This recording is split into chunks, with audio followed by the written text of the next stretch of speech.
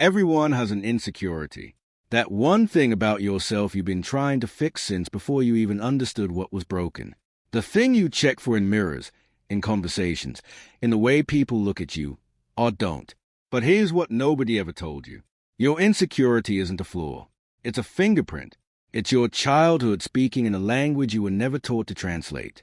And in the next few minutes, I'm going to decode that language, and what it reveals about you might be the most uncomfortable truth you hear all year. I'm going to show you 4 insecurities, not random ones, 4 very specific psychological wounds that trace directly back to childhood.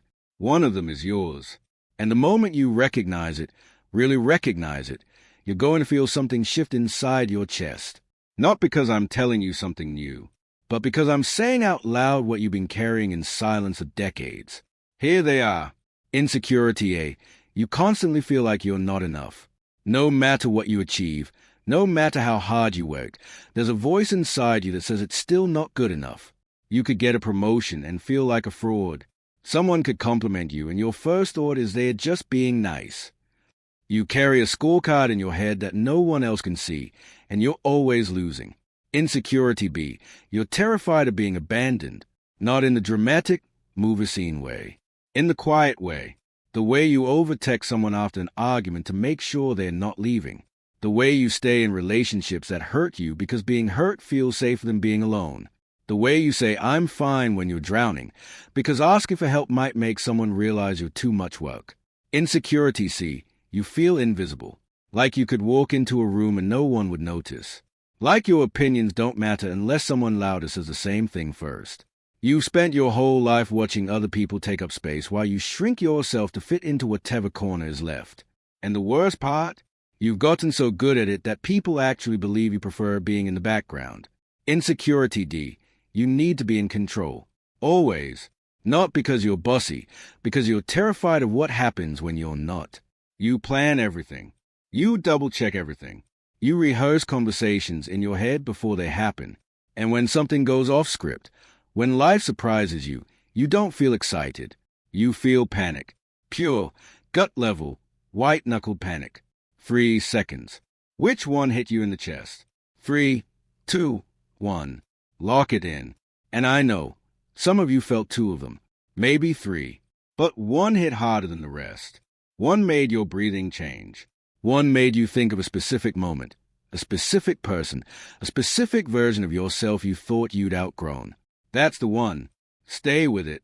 Before I break each one down, I need you to understand something that changes everything about how you see yourself. Developmental psychologist Bowlby spent his entire career studying one question. What happens to a child when their emotional needs aren't met? Not abuse. Not trauma in the way most people think of it. Just absence. A parent who was physically present but emotionally somewhere else. A household where love was real but conditional. A childhood where you were fed, clothed, sheltered, and still somehow starving. What Bowlby found is now the foundation of modern psychology. He called it attachment theory. And the core idea is devastatingly simple. The way your caregivers responded to your emotional needs in the first 6 years of your life create a blueprint. A template. A set of invisible rules that your nervous system still follows today. Rules about whether love is safe, whether people stay, whether you're allowed to need things, whether the world rewards you for being yourself or punishes you for it. Your insecurity isn't a personality trait. It's a survival strategy. One that was brilliant when you were 5, and one that's destroying you now that you're not. Let's find out which one is yours. If you chose the feeling of never being enough, your childhood wound is rooted in conditional approval. Somewhere in your early life, love came with a price tag. Maybe your parents only praised you when you performed. Good grades, good behavior, good at being quiet when the adults were talking. Maybe affection was earned, not given. And what your developing brain learned from that exchange was a rule it never forgot. I'm only lovable when I'm useful. That rule is still running your life. It's the reason you can't rest without guilt. The reason a compliment doesn't land. Because deep inside, you believe they're responding to your performance, not your personhood. You've spent years building an impressive exterior. But underneath it, there's a child sitting in a quiet room, holding up a test paper, waiting for someone to say, I'm proud of you, without adding the word but. Psychologist Carl Rogers described this exact wound. He said every human being has two needs, the need for positive regard from others and the need for self-regard. When a child receives love only under certain conditions, they develop what Rogers called conditions of worth. The child learns, I am acceptable when, not I am acceptable, period.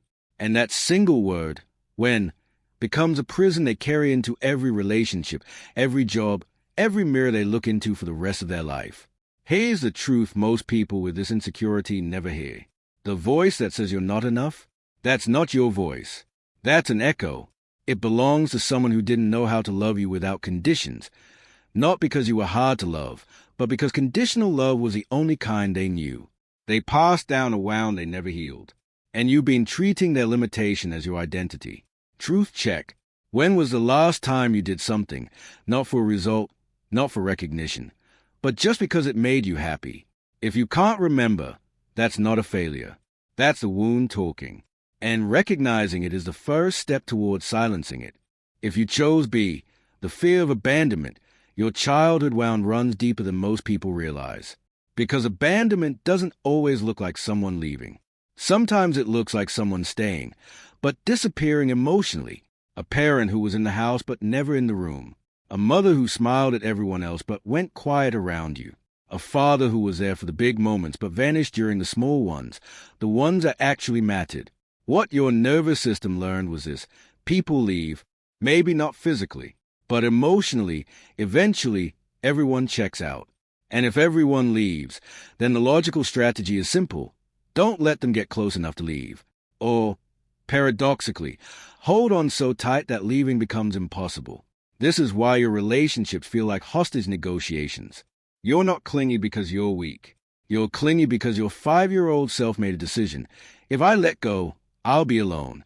And being alone, to that child, wasn't just uncomfortable. It was life-threatening. Because to a child, emotional abandonment is a survival threat. Their brain doesn't distinguish between mom is distracted and I might die. The alarm system is the same. Psychiatrist Bowlby, the same research I mentioned, identified what he called anxious attachment. Children who experience inconsistent caregiving, sometimes warm, sometimes cold, sometimes present, sometimes gone, develop a hypervigilant nervous system. They are always scanning, always monitoring. Is this person happy with me? Did that text sound cold? Why did they take 3 hours to reply? The radar never shuts off, because shutting it off means missing the warning signs. And missing the warning signs, to your nervous system, means getting blindsided by abandonment again. Here's what I want you to hear. The abandonment you're afraid of, it already happened. It happened before you had the words to describe it, before you had the tools to cope with it. And every relationship since then has been your attempt to rewrite that original story, to finally get someone to stay. But here's the paradox. The desperation to make someone stay is often the very thing that pushes them away. Not because you're too much, but because the wound is asking another person to heal something they didn't break. The healing doesn't come from someone finally staying. It comes from you finally believing you'll survive if they don't. If you chose C, feeling invisible, your childhood wound is a wound of emotional neglect. And it's the quietest trauma of all, because nothing happened. That's the whole point. Nothing happened.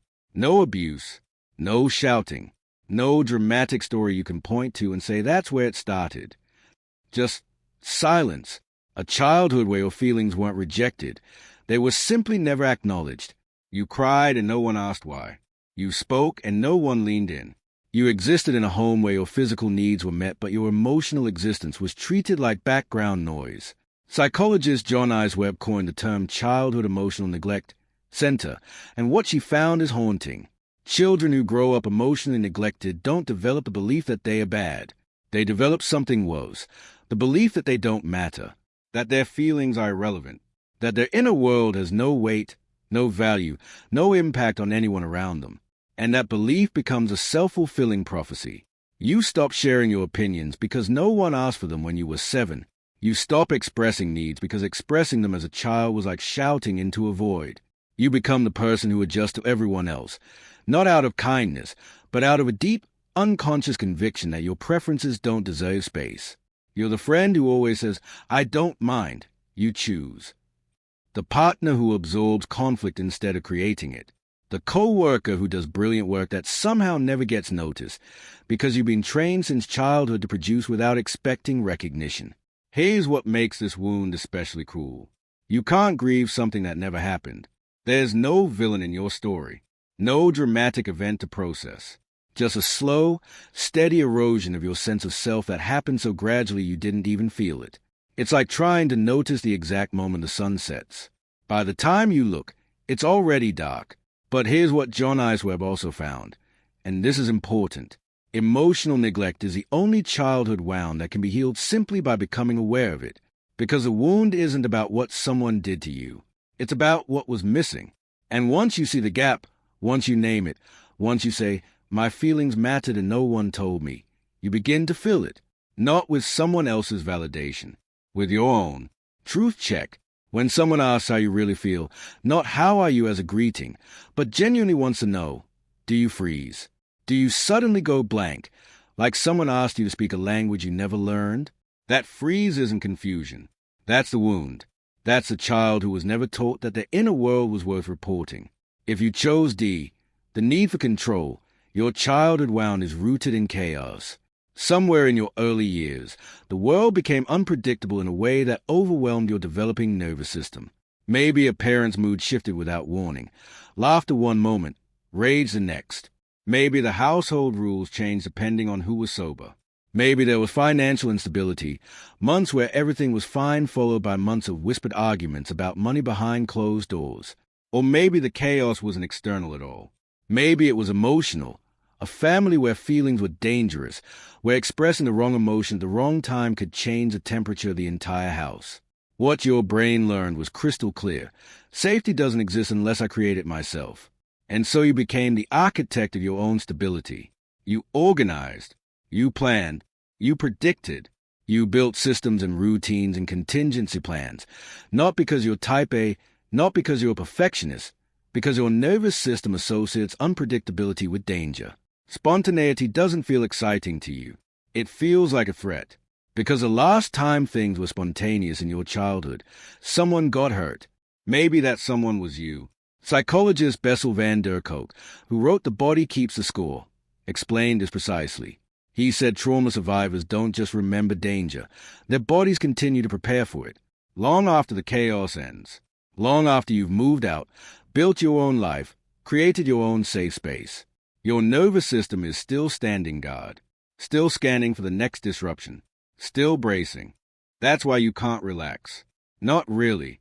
Even on vacation, even in moments that should feel peaceful, there's a hum underneath, a low-grade alarm that never fully turns off. You might call it anxiety, but it's older than anxiety. It's a survival system that saved a child who had no other protection. And now it runs automatically, even when there's nothing to protect against. Here's the uncomfortable truth about control. It works, until it doesn't. It works until someone you love does something you didn't predict. Until your body gets sick in a way you can't plan around. Until life, in its infinite stubbornness, refuses to follow your script. And in those moments, you don't just feel stressed. You feel annihilated, like the ground disappeared. Because for you, losing control doesn't mean inconvenience. It means returning to that childhood chaos. And your body remembers what that felt like, even if your mind has forgotten. Now, I need you to go back to the 4 insecurities. But this time, don't think about the one you chose. Think about the one you dismissed. The one you read and thought, that's not me. The one you scrolled past a little too quickly. Because that insecurity, the one you avoided, is a wound you haven't faced yet. It's the door in your mind that's still locked. The room you walk past and pretend doesn't exist. If you avoided a never being enough, you're not ready to examine how much of your identity is built on performance. You've been achieving your way out of pain for so long that stopping feels like dying. If you avoided B, abandonment, you built such thick walls that you convince yourself you don't need anyone. But independence and isolation wear the same mask, and you know which one you're wearing. If you avoided C, invisibility, you've overcompensated by becoming loud, visible, impossible to ignore. But volume isn't the same as being seen. And deep down, you know the difference. If you avoided D, control. You told yourself you're easygoing and go with the flow. But the flow you go with is always carefully selected. Your flexibility has boundaries that no one else can see. Carl Jung understood this pattern better than anyone. He wrote, "Everything that irritates us about others can lead us to an understanding of ourselves. The insecurity you denied, it doesn't irritate you because it's false. It irritates you because it's true in a way you haven't accepted yet. Here's what I want you to sit with. Your insecurity is not your enemy. It never was. It was a child's answer to an adult's problem. It was the smartest thing your 5-year-old brain could come up with when the world stopped making sense. And it worked. It got you here, alive, functioning, watching this video. That child deserves gratitude, not shame. But here's what that child also needs to hear, and maybe no one has ever said this to you. So let me be the first. You're not 5 anymore. The threat is over. The chaos ended. The people who couldn't see you, who left you, who love you with conditions, who made the world feel unsafe, they don't get to write your rules anymore. You do. So let me ask you this. Which insecurity did you choose? A, B, C, or D? And more importantly, which one did you avoid? Drop it in the comments. Not because I'm curious, because saying it out loud is the first time many of you will admit it. And that admission, that's not weakness. That's the bravest thing you'll do today. If this video made you feel something you weren't expecting, something that sat heavy in your chest for a moment, hit subscribe, because this is what we do here. We don't just talk about psychology. We use it to find the parts of you that have been hiding, and we bring them into the light. I'll see you in the next one.